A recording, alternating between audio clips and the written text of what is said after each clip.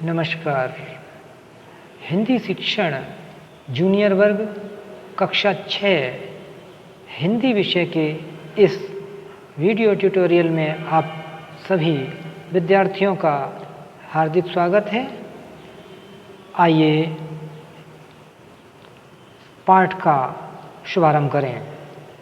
हिंदी बसंत कक्षा 6 में पाठ 3 नादान दोस्त।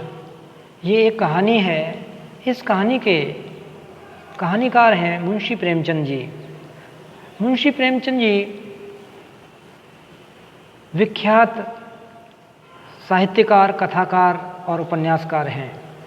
इन्होंने सैकड़ों कहानियाँ और अनेक उपन्यास लिखे हैं जिन्हें कभी भी भूला नहीं जा सकता।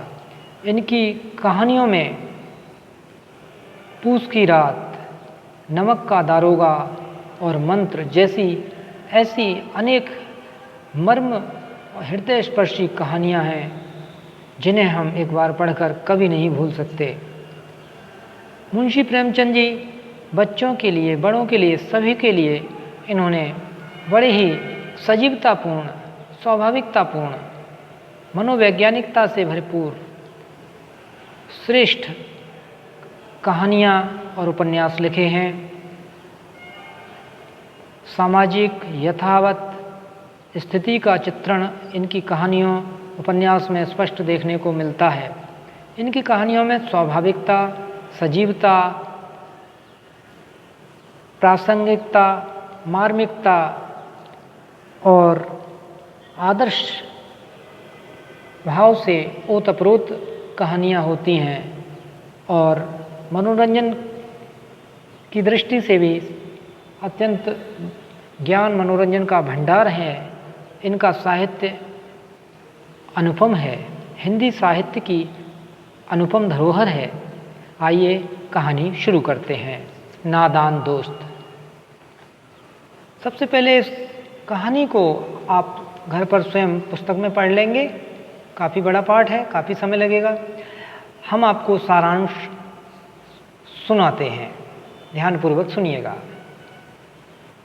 एक बार की बात है, तो भाई बहन थे।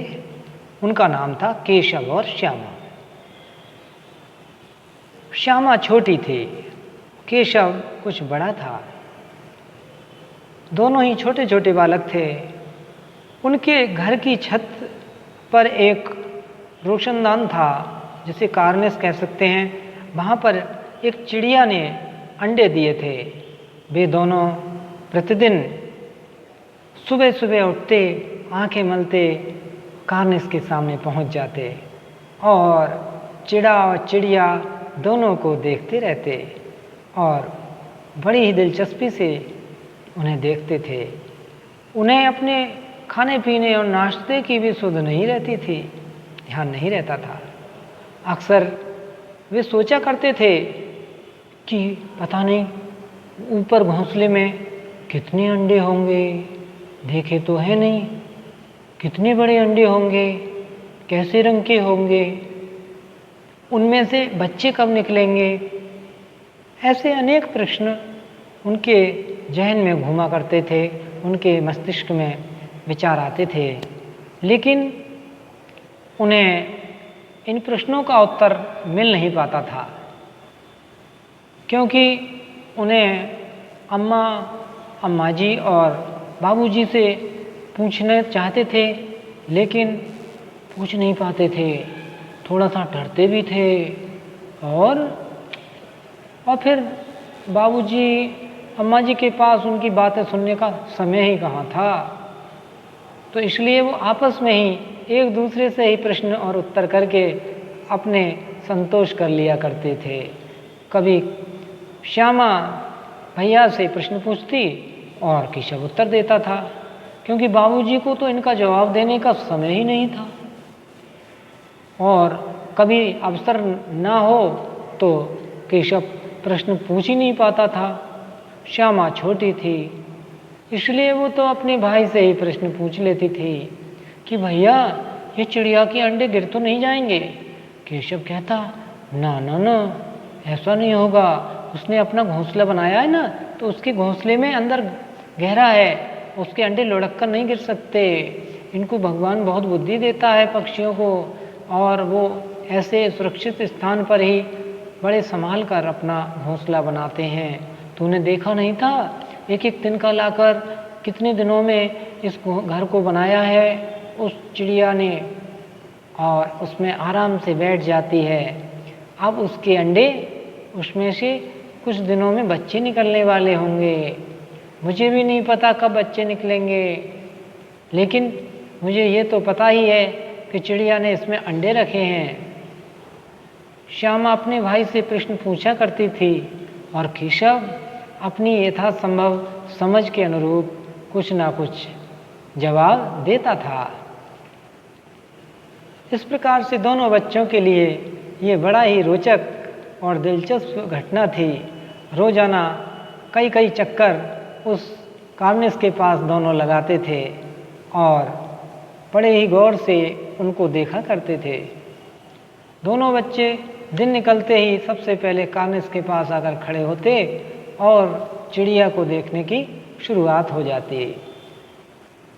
दोनों बच्चे चिड़िया के बच्चों के खाने पीने के विषय में भी बहुत सोच विचार करते थे। अरे, चिड़िया के बच्चे क्या खाएंगे, उन्हें खाने पीने का कैसे इंतजाम किया जाएगा, उनकी जिज्ञासा बढ़ती जा रही थी।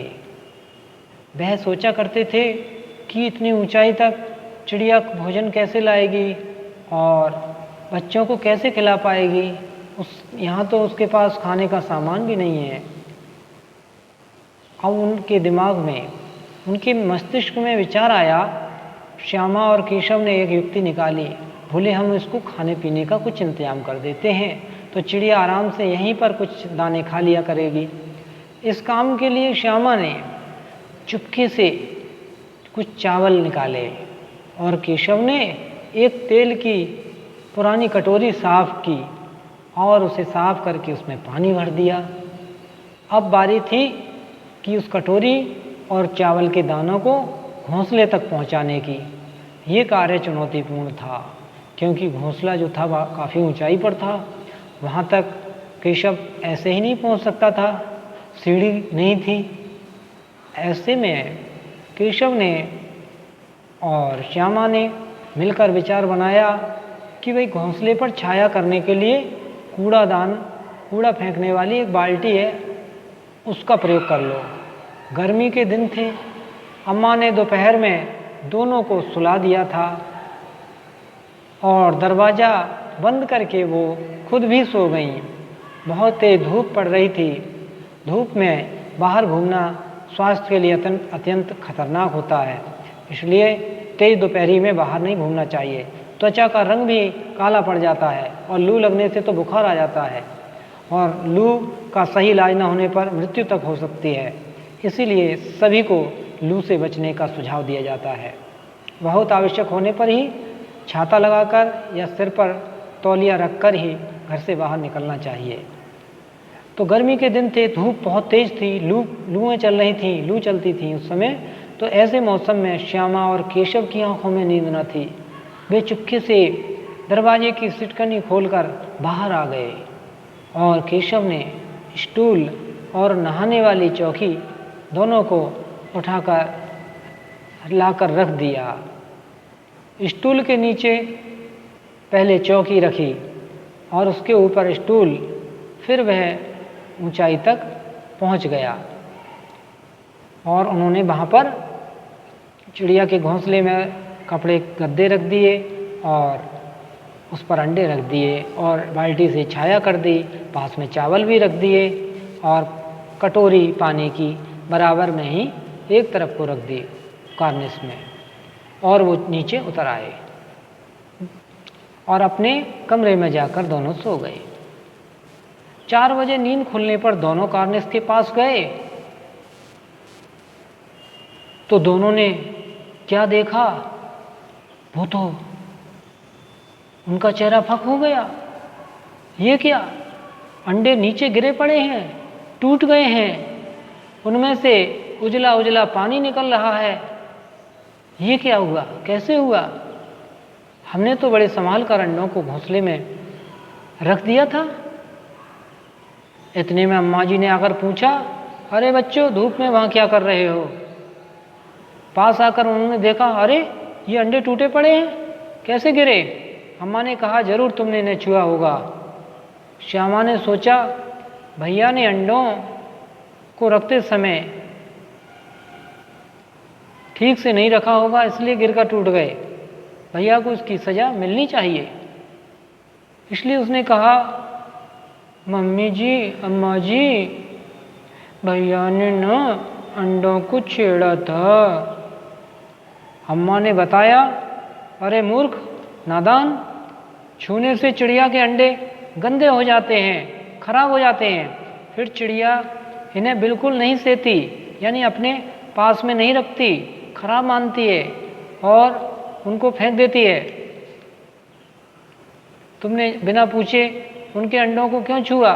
अब उसके अंडे खराब हो गए और चिड़िया रो रही होगी। केशव के सिर इसका पाप चढ़ेगा।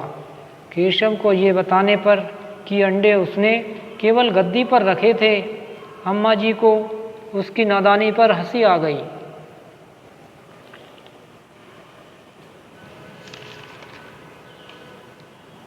मगर केशव कई दिनों तक अपनी गलती पर अफसोस करता रहा।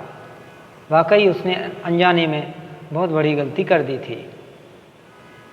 कठिन शब्दार्थ देखेंगे अब। कार्निस क्या होती है? कार्निस दीवार का एक ऐसा भाग बाहर को निकला हुआ जिस पर हम लोग कमरे में सामने की ओर होती हैं कार्निस, या किसी ऊंचे स्थान पर जिस पर शीशा कंगा या रेडियो या कुछ सामान रख दिया जाता है, कार्निस कहलाती है। सुध माने याद, फुर्सत माने आराम, फुर्सत आराम। तसल्ली दिलासा, फुर्सत तसल्ली उर्दू फारसी के शब्द हैं। पर माने पंख, चिड़िया के पर निकल आए, पर माने पंख। पेचीदा माने जटिल, कठिन, मुश्किल, पेचीदा माने कठिन। जिज्ञासा, जानने की इच्छा, हम कुछ जानना चाहते हैं, सीखना चाहते हैं तो हमारी जिज्ञासा है, और जिज्ञासु व्यक्ति ही कुछ सीख पाता है। जिज्ञासा माने जानने की इच्छा। अधीर माने बेचैन, अधीर माने बेचैन, आकुल, व्याकुल। अंदाजा माने अनुमान, ये भी अंदाजा उर्दू का शब्द है, उर्दू फारसी के अंतर्गत आता है। स्वीकृत माने मंजूर, स्वीकृत। प्रस्ताव माने बातचीत का विषय या मुद्दा। चाव माने रुचि, आँख बचाकर माने चुपके से। उधेड़ बुन क्या होती है? उधेड़ बुन माने किसी समस्या का हल खोजने में लगना। उधेड़ बुन, किसी समस्या का हल खोजना। हिकमत माने क्या होता है? हिकमत माने तरीका या उपाय। ये हिकमत भी उर्दू फारसी में है। हिफाजत भी उर्दू फारसी का शब्द है। हिफाजत माने सुरक्षा। के माने कितने। तरस आना माने दया आना। भीगी बिल्ली बनना, ये मुहावरा है, यानी डर के मारे कुछ ना बोलना। अफसोस माने क्या होता है? अफसोस, दुख। सत्यानाश करना अर्थात सब कुछ नष्ट करना। कसूर माने गलती। कसूर शब्द भी उर्दू फारसी का है। लू क्या होती है? गर्मियों में बहुत तेज गर्म हवाएं चलती हैं, जिनके लू लगने से बुखार आ जाता है और तेज बुखार हो जाता है। आंखें दुखने लगती हैं। इस प्रकार से लू नुकसानदायक होती है, इसलिए बच्चों को दोपहर में घूमने से मना किया जाता है, आंखों को नुकसान होता है। अगर धूप में बाहर निकलना पड़े तो चश्मे का प्रयोग धूप वाले, और सिर पर तौलिया या कोई कपड़े से ढककर या छाते का प्रयोग करना चाहिए।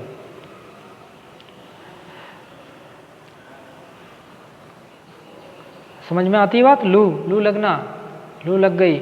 लू लगना माने गर्म हवा जिसका प्रभाव से वो तेज बुखार आ जाता है और तबीयत खराब हो सकती है, तो ऐसे में चिकित्सा करानी पड़ती है। चेहरे का रंग उड़ना माने घबरा जाना। चेहरे का रंग उड़ गया, ये भी मुहावरा चेहरे का रंग उड़ गया माने घबरा जाना। सोटी माने छोटी छड़ी, सोटी माने छोटी छड़ी। और ये शब्दार्थ मैंने बताई दिए। तरसाना माने दया आना, भीगी बिल्ली बनना, ये मुहावरा। भीगी बिल्ली बन गया, डर के मारे कुछ नहीं बोला, भीगी बिल्ली बन जाता है। ये घर में बहुत ऊधम काटता है, परंतु पिताजी के आते ही घर में भीगी बिल्ली बन जाता है, यानी डर के मारे फिर कुछ नहीं बोलता, यानी पिताजी से डरता है। अफसोस, अफसोस माने दुख। अफसोस का वाक्य प्रयोग कर सकते हैं। केशव को अंडों के खराब हो जाने पर बहुत अफसोस हुआ। सत्यानाश करना, सब कुछ सत्यानाश कर दिया, सब कुछ नष्ट कर दिया। अब आप अपनी पाठ्यपुस्तक हिंदी वसंत पाठ 3 नादान दोस्त के पाठ्य पुस्तक पर आधारित प्रश्नों के उत्तर अपनी अभ्यास पुस्तिका यानी नोटबुक में लिखेंगे। पहला है कहानी से। प्रश्न नंबर 1। केशव और श्यामा के मन में अंडों को देखकर तरह तरह के सवाल क्यों उठते थे? अब आपने पूरा पाठ पढ़ लिया, कहानी भी सुन ली, सारांश भी आपने समझ लिया। अब इन प्रश्नों के उत्तर आप आसानी से लिख सकते हैं अपनी कॉपी पर, अपने बनाकर, सोचकर। जो आपके मन में विचार आए वो उन्हें लिख सकते हैं 3-4 लाइनों में। क्या केशव और श्यामा के मन में अंडों को देखकर तरह तरह के सवाल क्यों उठते थे?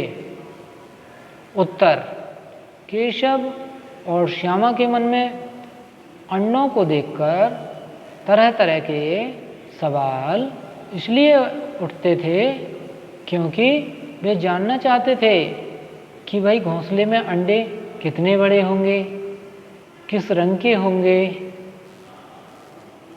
और उनकी कितनी संख्या होगी, कितने होंगे, 2, 3, 4 कितने होंगे, क्या खाते होंगे, उनमें से बच्चे कैसे निकलेंगे। ये उनकी बाल सुलभ जिज्ञासाएं थीं। और फिर उन अंडों से बच्चे निकलने पर उनको चिड़िया कैसे पालेगी, वो तो बहुत नन्हे और ऊंचाई पर हैं, तो उनको खाना कैसे खिलाएगी, उनके लिए पानी कहाँ से पिलाएगी। तो ऐसी बहुत सारी बातें वो सोच विचार में निरंतर चिंतन करते थे और आपस में एक दूसरे से प्रश्नोत्तर के रूप में चर्चा करते थे। केशव बड़ा था और श्यामा छोटी थी। दोनों भाई बहन दोनों बड़े ध्यान से चिड़िया की गतिविधियों पर नज़र रख रहे थे और उन्हें बड़ी ही दिलचस्पी थी चिड़िया के अंडों में। तो फिर ये कार्यक्रम समाप्त होता है। नमस्कार।